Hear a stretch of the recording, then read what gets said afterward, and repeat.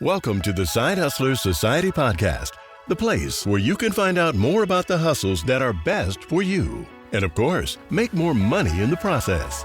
Elijah has been in the gig economy and freelance space for over 8 years and has done over 4,000 deliveries on Uber Eats. Has several video editing clients, many properties on Airbnb, runs multiple YouTube channels, and is the author of the best-selling book, The Anatomy of Financial Success. It's his mission to empower people with the tools needed to be successful. Now, welcome your host, the king of the side hustles, Elijah Bilel.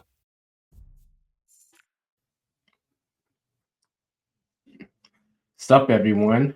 Welcome back to the Side Hustlers Society. We are now in season 2, which will be focusing on lead generation for your business or for your services if you are a freelancer, like a lot of y'all are. So with that being the case, I'm really excited for this show because there's some emotional fundamentals that I personally feel like everyone who is going to be in business for themselves needs to have down before we can really talk about lead generation. For those of y'all that don't know, let's break down what a lead is. So a lead is basically a prospect for a service or something in your business, and then you have to talk to them to convince them to buy your product or service.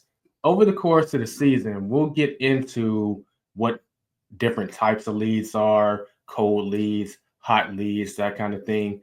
But before we do any of that, I want to tackle a topic I like to call boldness. We're going to get into the anatomy of financial success. For those of y'all that don't know, that is actually the name of my book, my best-selling book that deals with personal finance. And there's a whole section in there.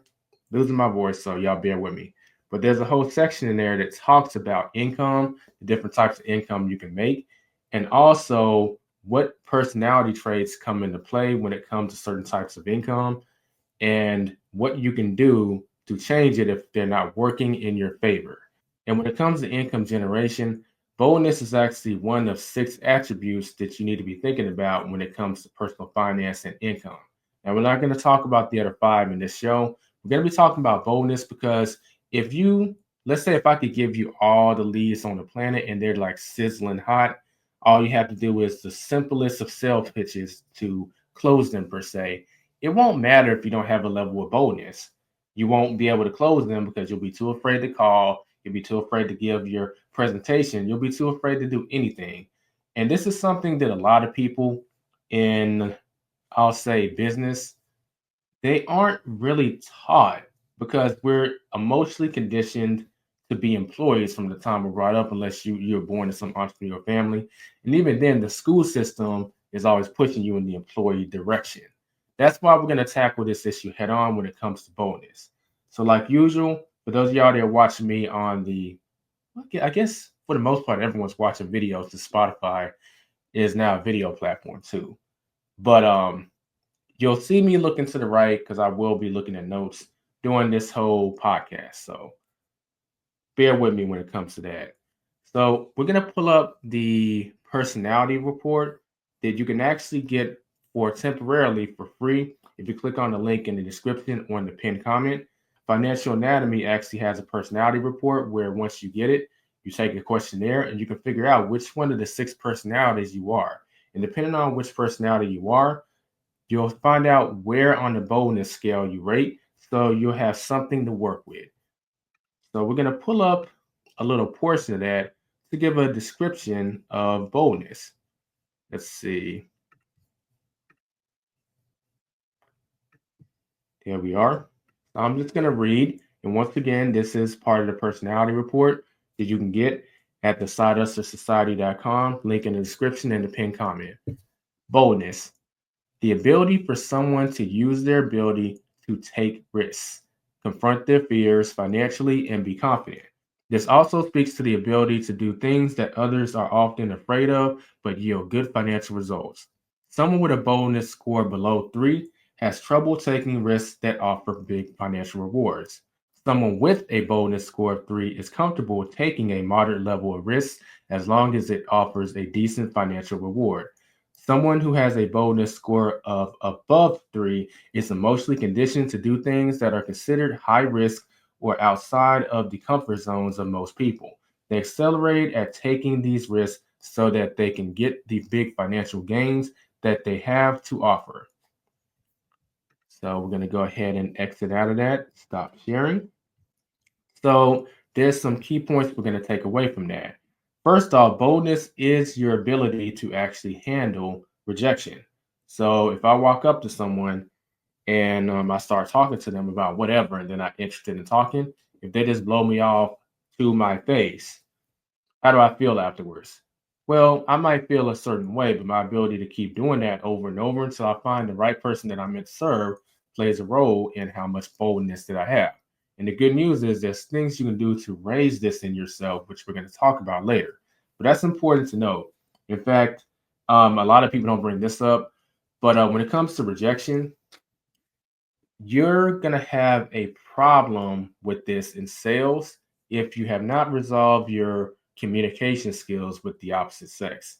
I say that because essentially your hesitance to approach people, it comes from one of three things, or it could be all three. You either don't have confidence in yourself to adapt to a situation emotionally, you don't have confidence in your communication skills, or like we discovered, you're too insecure in yourself to handle rejection. And if you have any problem with any of those three things, usually you're having problems with the opposite sex. So what you're going to find out is there's actually a natural correlation between dealings with the opposite sex and sales and being able to handle rejection. I thought I would just throw that out there. It's more of a philosophical thing. I guess it's not directly applicable, but I want to tell you that parallel because when you solve one, you solve the other. So put them in the same category. The other thing that was mentioned was risk taking. So being able to handle rejection, close leads, talk to people, there's a degree of quote unquote risk in that because, especially in today's society, if we're going to be honest, but the risk comes from your ability to handle that rejection and being able to feel and experience it if you have to and not have it phase you. But this is actually a good stepping stone to other things that are pretty big. A lot of people, for an example, have a phobia of public speaking. And public speaking is, in a lot of ways, the next level of sales, but you're not going to get there if you can't even do one on one sales. So you can see this as a stepping stone that allows you to take greater risks. Moving on, it's also the ability to persevere. That's kind of self explanatory. Now that we've covered what boldness is, it's important to know that certain personality types will have this gift of gab when it comes to boldness over others. So, swinging back to the anatomy of financial success, for those of y'all that have your personality report, the sniper, the king of the hill, and the fame seeker naturally have high boldness. So, this is something that they are more or less born with. They just have to cultivate or just redirect in a direction. And the builder, the conservative, and to a lesser degree, the preserver have lower boldness. So this is something they'll need to work on if they want to achieve their financial success. Just like the other personalities that I mentioned have weaknesses in other areas that they need to work on. But since we're talking about boldness, that's something to keep in mind. This is a big part here. But in order to be bold, you have to have an outcome to be bold towards. So if you haven't actually evaluated what you want financially, and the method on how you're going to get there, you can't really engage emotionally. So if you want to make, I'll just throw a number out there, $100,000 a year, and if you determine that, I'll use this example, you're a video editor and you want to make $100,000 a year, and you determine that you need X amount of clients in order to do that.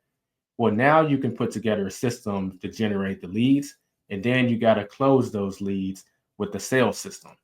You see how you've identified a path, and now you have everything you need to actually be bold towards. Obviously, there's a lot of things that happen in between you making that $100,000 and you starting, but you have the path set and you can go from there. If you don't do that, you're going to find it very, very, very hard to be courageous or to be bold. So you want to make sure you actually have a plan and a path to line out with. Now, it doesn't have to be like step by step by step. The steps can come as you learn more about your industry, but at least have an end game in mind so your emotions can actually be engaged. Very important. So next, we're going to talk about some things that you can do to develop this, but I have a personal story that I'm going to share. And I'm going to share this because one, I think it's a teachable moment, but two, for those of y'all that don't know, I have a group called the Veggie Outers, meant for people who are vegan or interested in the vegan lifestyle to help them eat more plants and eat less meat. We go to various vegan restaurants and review them on a scale of 1 to 10. And lately, we've been having somewhat of an after party afterwards. I mean, we'll go and review the restaurant in that last few hours, and then people go home after that. And there's been a section of us that have been kind of hanging out afterwards, whether it be somewhere else or outside the restaurant, and we end up talking about a lot of things. And I'm starting to enjoy those after parties more than the actual meetup, to be honest. But when we got to talking, I did briefly share with someone that I used to do MMA. And someone that I just met recently at the Vid Summit, Gregory's known as G Wiz. I talked about his channel during the Vid Summit panel. That was the last episode of the last season, so be sure to check him out. But he overheard me because there's like 3 conversations going on to give y'all a visual. So there's 3 conversations of 3, and I'm in one of those 3 conversations. He was in another conversation, but overheard me say that I used to do MMA. And then he said, "Well, wait, Elijah used to do mixed martial arts. I mean, that's a story that needs to be told." I told him, "Oh, well, yeah. The reason I did it is in my early days. This is even before I wrote The Anatomy of Financial Success, and before I even technically got on YouTube, even before the app lifestyle, which was called the Uber lifestyle back then. So way back then, there's this personal trainer that put me up on a lot of game." And he told me that I had the sales skills, but there's a part of me that's still in my comfort zone, and I'm not gonna reach my full potential until I do something drastic. And they said I recommend you get involved in MMA because it's gonna bring the aggressiveness out of you to take yourself to the next level. And you're not gonna believe me right now, but once you do this, there's gonna be a new Elijah that's gonna be born. So I actually took his advice and I went and did MMA for about 6 months. And he was right. A new Elijah was born. My confidence level just went throughout out the roof, and my testosterone level was actually inflated. Now, for those of y'all that don't know, I hate to get into biology, but I'm gonna keep it brief. But men get testosterone boosts from like eating meat in society, and if you're on a vegan diet like me, you're producing your own testosterone with your male organs and certain spots in your body, and that's testosterone that's being produced by yourself is more potent in terms of what you feel than these testosterone boosts that you get from eating meat. So during that time frame, I did so much work and I didn't really care about like just things to like video games, like stuff that would just distract me from whatever it is I wanted. I grew. In fact, let's go ahead and pull some screenshots up, or let's just share the screen to give y'all a visual of some of the stuff that I'm talking about. So we're gonna go to the veggieouters.com. And initially the Veggie Outers was just, I want to say like around like 11 or 12 people per meetup, but I wanted it to be a lot bigger. So I designed this website myself. I went to various events to quote unquote recruit more people for the Facebook group. And the meetup started getting between 15 to 20, sometimes 25 people per meetup. This is also when we started doing things like giveaways, like doing other types of events so that people, and as you can see, I had the t-shirts designed for the Veggie Outers too. But yeah, this is when the group massively expanded and morphed into what we see today. Let's exit out of that. And of course, the part y'all have been waiting for, but I did start the Uber lifestyle, which is what it was called back in the day. My first YouTube channel. Then Uber went and changed some things with their terms of service, saying, "Hey, we don't care if you're affiliated with us. You can't use the word Uber in anything." So I changed it to the app lifestyle. And eventually, once I expanded outside of apps to make money, was rebranded to the Side Hustler Society, which you're watching right now. But all that was started while I was doing MMA. I also wrote The Anatomy of Financial Success in about 9 months. And I didn't know anything about writing a book, but I didn't let that stop me.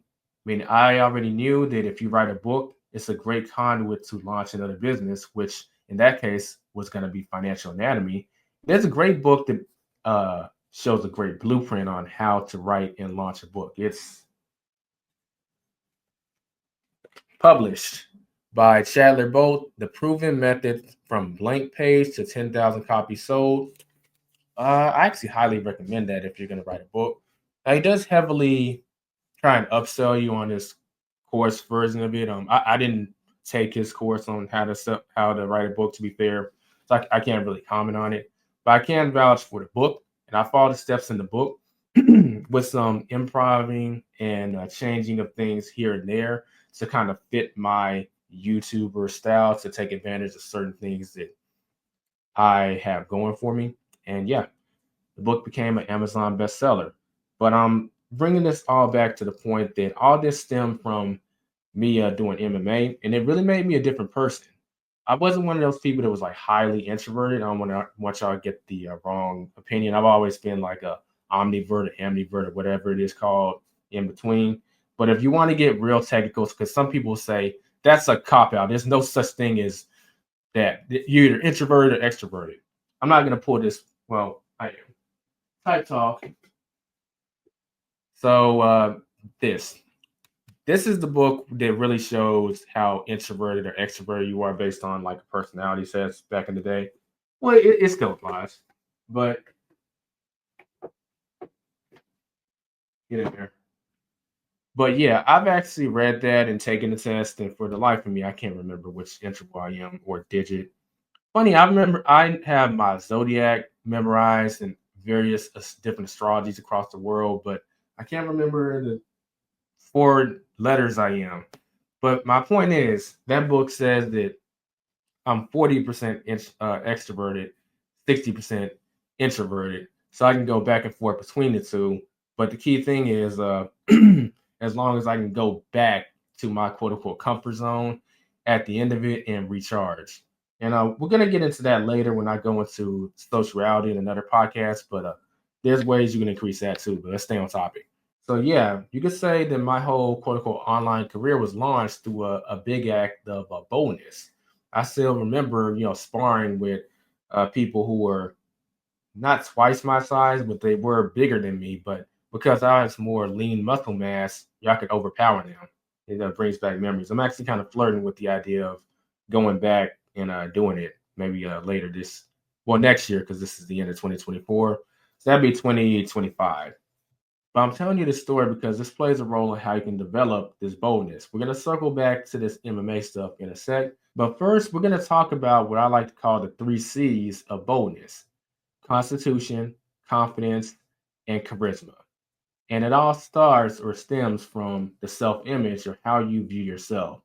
See, this lack of confidence, the lack of boldness has its roots in how you view yourself. You don't view yourself as someone that's capable of doing certain feats. And a way to enhance the self image of yourself is by actually doing things that may not be related to what you're scared of, but you've always been afraid of doing them. And by conquering that fear, you'll find that what you were scared of doing is on the road to you getting the outcome you want actually isn't so bad. I mean, look at what I just told you. MMA has nothing to do with becoming financially successful, making 6 figures, helping young adults achieve their financial destiny. That's nothing to do with any of that. Yet the results of me getting involved in it rippled to the point to where I was able to conquer my fears and do a lot of things on the road to being able to serve y'all better. That's what I mean by that.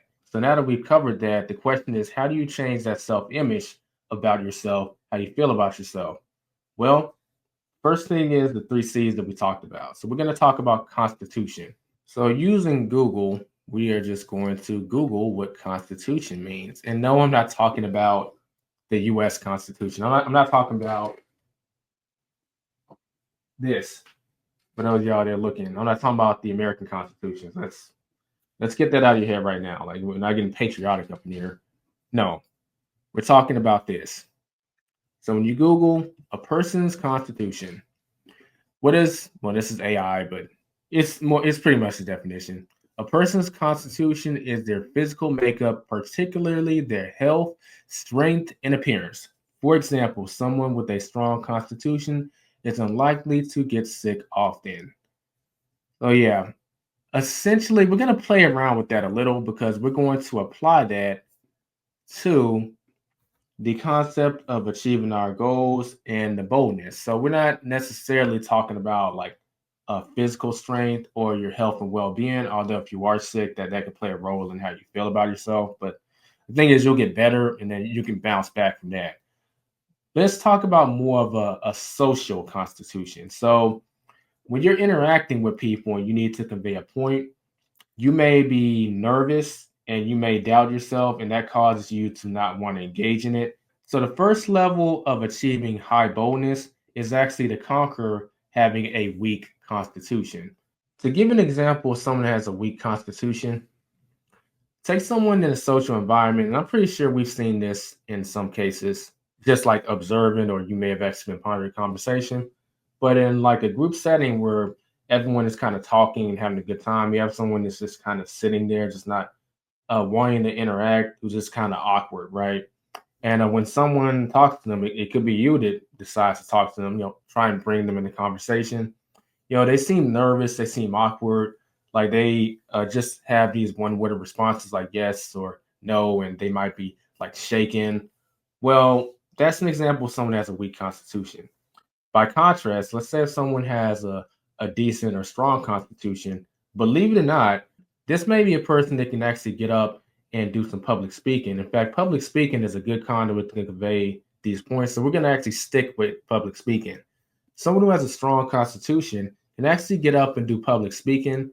And yeah, they may feel a little nervous, but they don't necessarily come off nervous or shaky or anything like that. They're just getting their point across, but they're not coming off necessarily confident either. It's just, hey, I have the ability to stand up here and talk to y'all. And I'm talking to y'all with the best of my ability at this time. I'm not fumbling or anything like that, but it's not the most confident thing. It's the first level of boldness, and that's the first level you want to get to, is having a strong constitution. The next level of boldness is confidence. So just like constitution, we'll Google confidence. So I'm going to type in confidence, and then we're going to share that on the screen, just like constitution. Confidence is the feeling of being sure of yourself and your abilities in a realistic and secure way. Pretty simple, right? I do think the word confidence is overused, so that's why I wanted to go to the fundamentals of what the word actually means. But one thing that Google's not saying that a lot of people don't actually talk about is someone that is very confident, they have this ability to project their emotions and their mindset into people they're talking to, whether it be a group or whether it be a one-on-one. So let's go ahead and stick with our example of public speaking. Take the Constitution person, move them to the side, and bring up someone else to the stage that has high confidence. Well, this person, not only will they not come off as nervous or anything like that, but they have a way of engaging with you that you actually feel them, you feel their intent, you feel their emotions. Like there's power behind every single word that they say.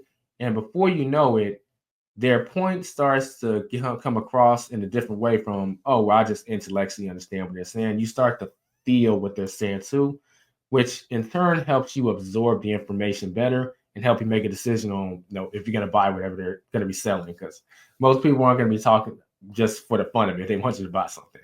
But that in itself is a skill set. And it's a reflection of the level of boldness they have at that time. And this last level of boldness, and we're going to get to how to develop these in a sec, because I know a lot of y'all are like, you're pointing this out, but how can I develop the stuff? Don't worry, it's coming up. So the last branch of boldness, and it actually throws in a little sociality in there too. So I'm not going to cover it heavy in this podcast, but I want to mention it. But it's charisma. So what does charisma mean? Well, let's go ahead and Google it. Okay, so charisma, compelling attractiveness or charm that can inspire devotion in others. Simple enough, right? Now, I call charisma charming confidence. Essentially, that's all it is. As you're conveying and talking to people, you're conveying your points, your ability to put a smile on their face. There's a variety of ways that you can actually do this. It's not just one stereotypical way. Probably the most common way, which is the way that I excel at, is engaging people's emotions by throwing jokes in your presentation or just being jovial in general. That causes people to smile and it makes you charismatic. But another way is actually just putting a smile on someone's face just by your body language.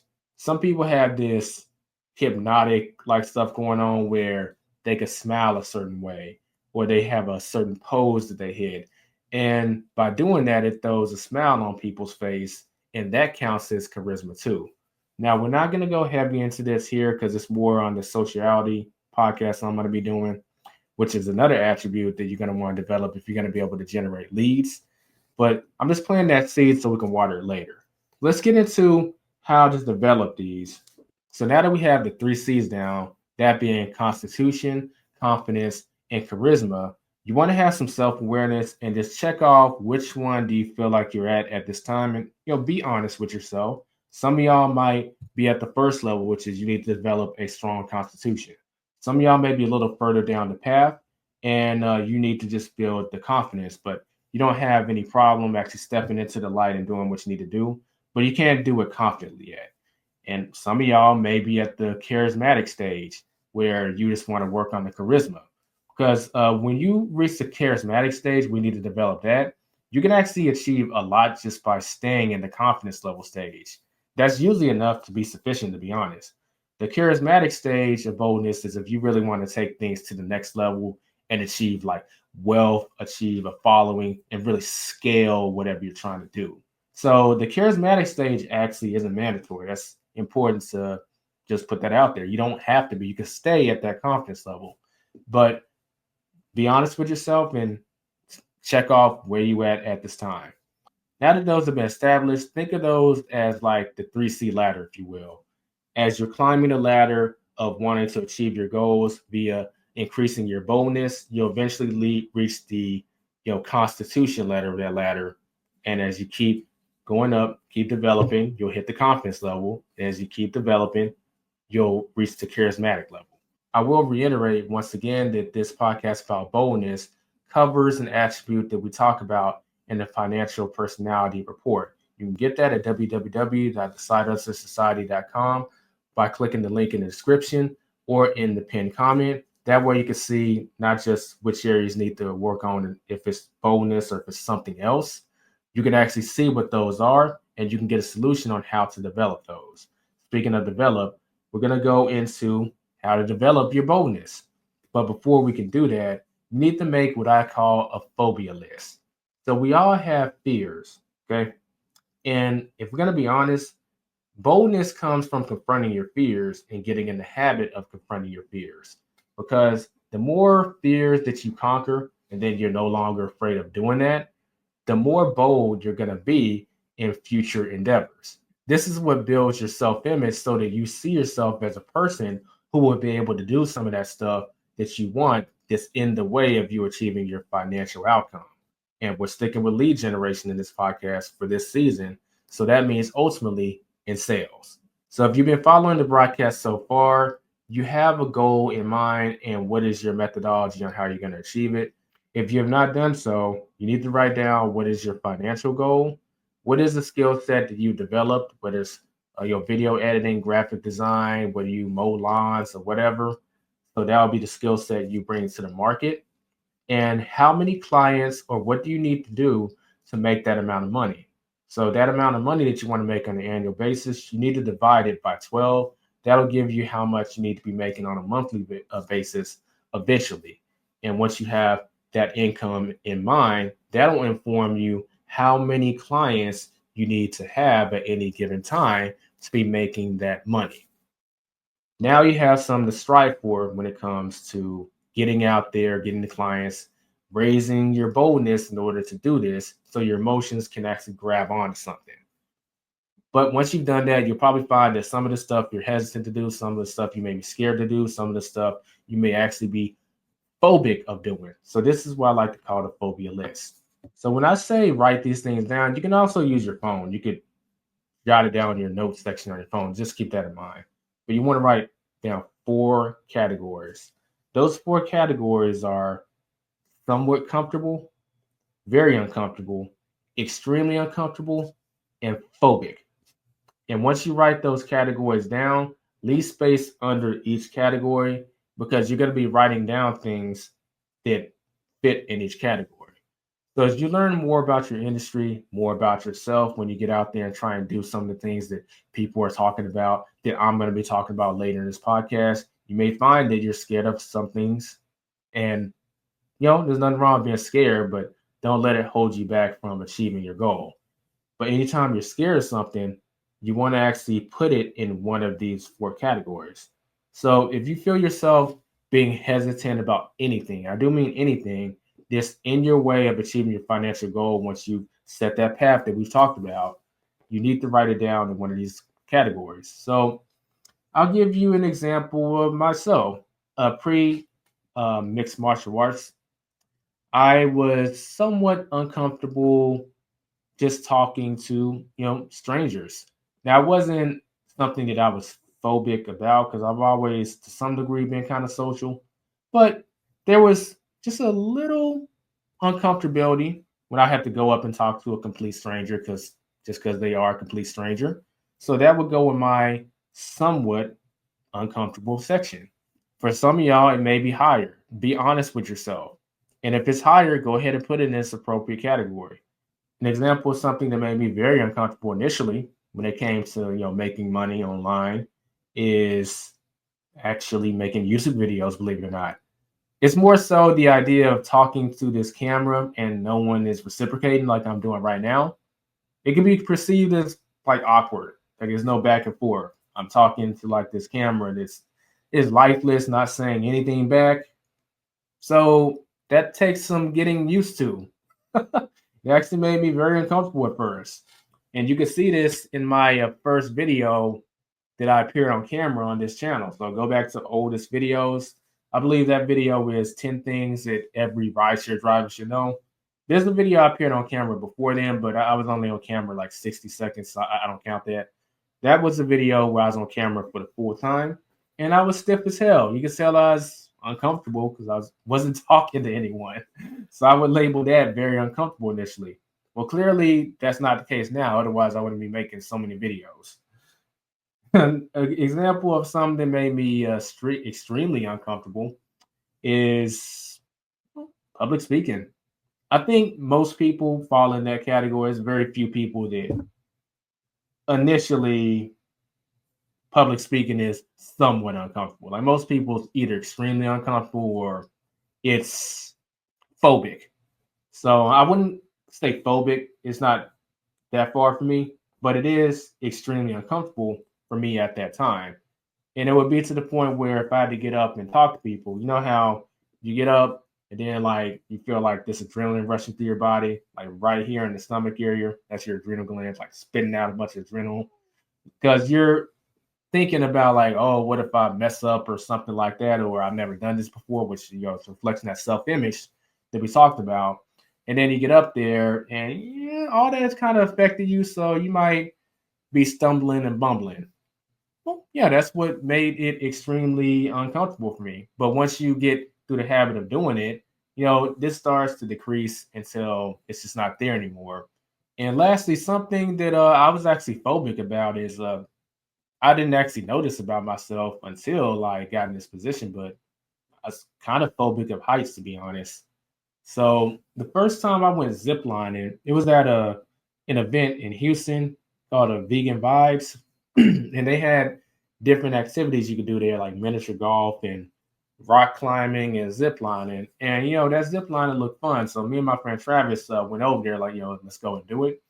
And I got up there, and as I got up there, I started noticing I was getting like real, like internally, like scared, right?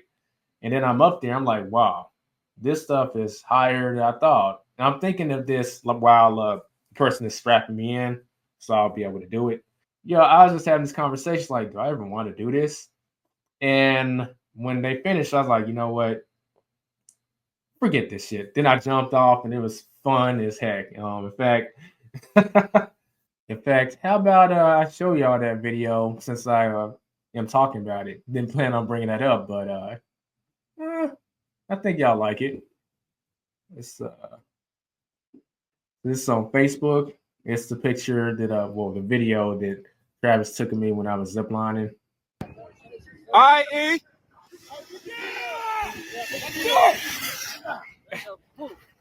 Oh, that was fun. So yeah, that was fun once I was in the process, but it actually took, some guts to actually jump off that thing, even if I was, tied up and safe and nothing was going to happen. But yeah, I didn't realize that I was phobic of heights. And since then, I've done other things that involve heights that I'm not scared of anymore. So these are some examples within myself to help inform your phobia list. So go through the process. And this is an ongoing thing where, like, it's not like everything on this list is going to be the only thing you'll be quote unquote afraid of as you work to achieve your goals. The further you get along, you may find that other things are required, and you may find yourself hesitating to do it. And anytime you hesitate to do something, that's actually a sign that you're scared. The only exception is if you are lacking some type of tool and you need to get that tool, well, then you can't do it because you don't have the tools. But assuming you have the tools, if you're hesitating to do it, it's usually because you're scared. And sometimes this can kind of cover itself up as laziness, like, oh, I'm probably being lazy. But truth be told, a lot of times laziness is a sign of the first level, which is, well, this makes you somewhat uncomfortable. The only exception is if you've already done it before, then you actually are being lazy. Get off your butt and do it. But if you've never done it before and you're hesitating and you think it's lazy, it's probably because you're a little scared of it. Not like at the phobic level, but you might be at the one of the first two, which is either somewhat uncomfortable or very uncomfortable. So just keep that in mind and write it on your list. So now that that's been said, let's get into how to develop these. So I shared the MMA story at the beginning on purpose. Like I said, because that's a way of most people are scared of any kind of physical confrontation. I mean, I was scared initially too, but by learning how to fight, not only do I feel better about myself as a man, because that's, as far as I'm concerned, every man should do that as part of manhood or initiation. That had a spillover effect. In fact, the 3 C's I talked about, that kind of allowed me to skip Constitution in general and go straight to the middle of the confidence level because it brought out that aggressiveness in me. And that's what I'm actually about when it comes to developing boldness. You see, that phobic list that we talked about, you can steadily work your way up it. So instead of doing something that you're extremely scared of, like, or that you're phobic of, you can start out by doing those smaller things, like the things that make you somewhat uncomfortable. That builds your boldness up. Then you tackle the things that make you very uncomfortable. That builds your boldness up. Then you take a bigger step, which is going to be harder, but you've come this far. Do some of the stuff that makes you extremely uncomfortable. And then eventually you reach the time where you do the stuff that you're phobic about that's in the way of you achieving your undertaking. You can do that, but the stuff that I'm about to talk about now, it's like a hack that allows you to just kind of skip some of the smaller stuff and start with extremely uncomfortable to phobic. And then once you do that stuff, everything else on the list is like, there's nothing. It's easy. So the MMA, if you're a man, I would actually consider doing it. And if you don't prefer MMA than boxing, I would do either MMA, UFC, or boxing, and it brings that aggressiveness out of you. But for those of y'all that like Elijah, I don't want to get punched in the face. Or for the ladies, listen, like, well, what about us? I'm not about to do no MMA. I got y'all covered too. So one thing that, and this is actually real good for the conservative personality in terms of financial anatomy. But one thing that can bring boldness out of you that is more emotionally flowing, it's not so much cutting off your emotions, is a type of professional dancing. And when I say professional dancing, I mean like literally those dance classes where you go in there, you do a class, and y'all perform somewhere.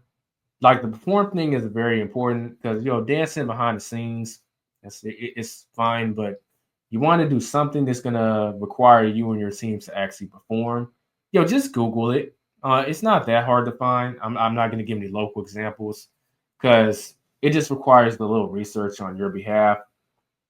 But if you get involved in something like that, that's a way of raising your boldness too, because you're having to do something physically in front of other people, and it's something you're inhibited about. A lot of people are inhibited about their ability to dance, and that comes from them lacking boldness. That's a way of developing it. Another thing you could do is just get in the habit of confronting your fears in general. And we talked about working up your way up the phobia list. So that's basically this method. But in your everyday living, like some of the hobbies y'all take in for fun, why don't you try some of the more, for lack of a better word, risque hobbies that make you scared? A good example is the zip lining thing that I told you about. But that is actually a good example of a hobby that requires you to have a level of boldness to even do. And then once you've done that a few times, it's like, well, some of the stuff that I was scared of in my everyday life, it's just not, I'm not scared of it anymore. Another example is there is this circus class or class that shows you how to do these tricks that people do in the circus up in the air. And I took a class on that about 2 years ago. And I'd already did the zip lining at this point. So when I got up there, I wasn't phobic about it. It had been reduced to maybe somewhat uncomfortable, but the fun when I'm in the air completely overpowers the like, oh, well, I'm a little uncomfortable actually jumping off the edge. But let's go and share this because I had someone film me while I was doing this. Oh, wait, that's a live view? That's me up there. I wonder if that's like broadcasting. If people could just like log in and be like, hey, I wonder what they're up to right now.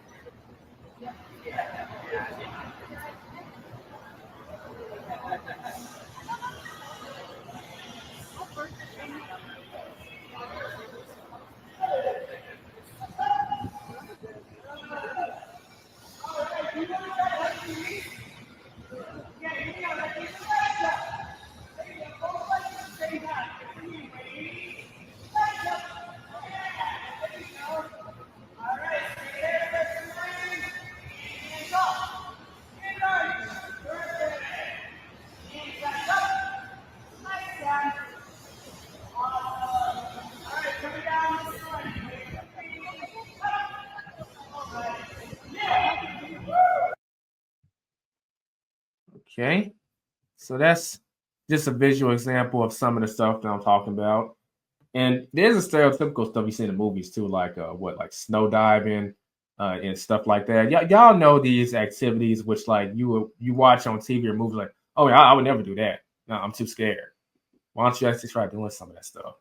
Then when you come back to quote unquote the real world, some of that stuff on your list, you'll notice you're less scared of it.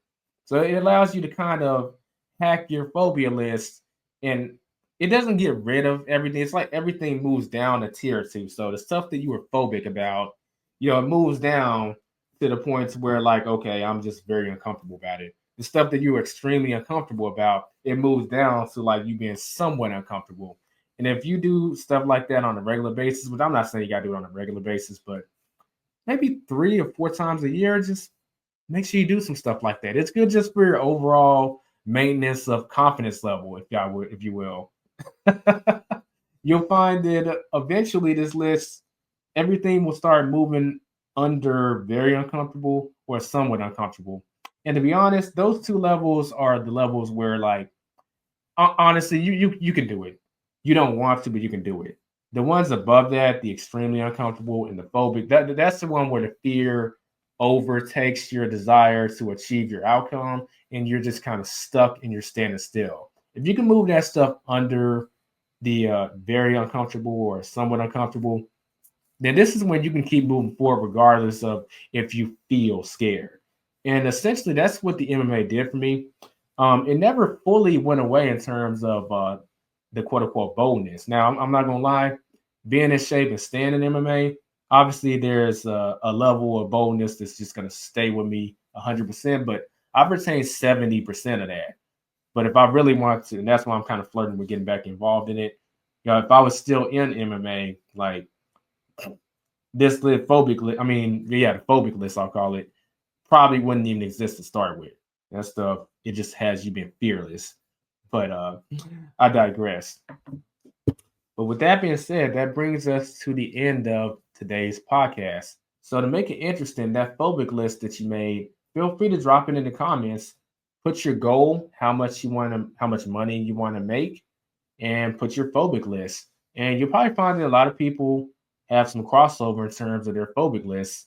And this will give you a starting point to really start to get over this stuff so that you can achieve your financial goals. And like I like to say with financial anatomy, take control of your financial destiny. But that does it for this podcast. If you're on Spotify, since we're on Spotify now, if you could drop a review on what you thought about our podcast today, that'd be greatly appreciated. On YouTube or any platform on social media that you're watching from, if you can give this video a thumbs up, that'd be greatly appreciated. And don't forget to subscribe if you're new. This has been Elijah with the Side Hustler Society, and I will catch you in the next podcast. Once again, don't forget to get your personality report, your financial personality report at thesidehustlersociety.com. Right now, we have a coupon where you can get it for free, and you can tell which one of the 6 financial personalities you are, where your boldness is at, so you can take actions accordingly, in addition to the other attributes that we haven't talked about yet, but we will be talking about later in the podcast season 2. I'll see y'all later. This episode may be over, but your hustling journey has just started. Visit thesidehustlersociety.com to access all links and resources mentioned in the show that will help you on your hustler's journey.